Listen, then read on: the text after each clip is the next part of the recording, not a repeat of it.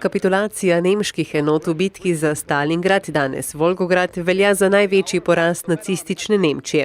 Ta je do novembra leta 1942 nadzorovala velik del mesta in njegove okolice. Toda sredi novembra je ruska rdeča armada sprožila veliko protiofenzivo, zaradi katere je nemška vojska ostala obkoljena v mestu. Stalingrad je postal v zimi 1942-1943, ko so se temperature spustile pod -30 stopinj Celzija, prizorišče večmesečnih uličnih bitk med obema stranema. Januarja 1943 je sovjetska vojska nemški vojski ponudila kapitulacijo, a jo je ta sprva zavrnila, predvsem zaradi odločnega nasprotovanja Hitlerja. Kasneje, 31. januarja, je nemška vojska kapitulacijo vendarle sprejela.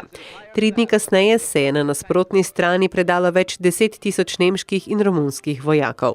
Bitka je terjala več kot 1,5 milijona žrtev, tako vojakov kot civilistov. Rusi se bitke za Stalingrad še danes s ponosom spominjajo. Volgograd se ponaša z nazivom mesto heroj, kjer požrtvovalnega boja sovjetskih sil nikoli ne bodo pozabili. Я родился в этом городе и живу до сих пор, и действительно это город-памятник. Не только потому, что здесь много памятников, а то, что здесь, если изучать внимательно, то на самом деле каждый квадратный километр здесь имеет значение. Да? И получается,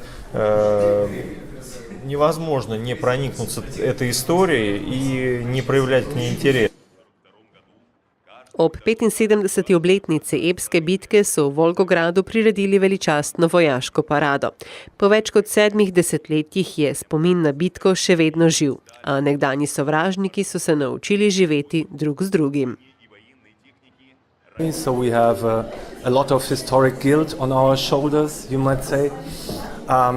But that is over, and I think it's important that all the people live together peacefully. So I live peacefully in Russia, and all the Russians are very nice to me. So that's what the world should be like. Zgodovina ne uči samo o dogodkih iz preteklosti, prinaša tudi pomembne lekcije za prihodnost. Я знаю многих, которые тут фотографии, их фамилии мы находили. Они приходят с детьми, цветочек на фамилию, там, принесли цветы. Это все трогательно, и в то же время это он, прежде чем прийти, он расскажет, что здесь было, за что они погибли, и как надо себя сейчас вести, чтобы такого не повторилось. Это огромная работа, которую мы провели, работа очень огромное значение. Na vojaški paradi je sicer sodelovalo približno 1500 vojakov, oklepnih vozil in zračnih plovil.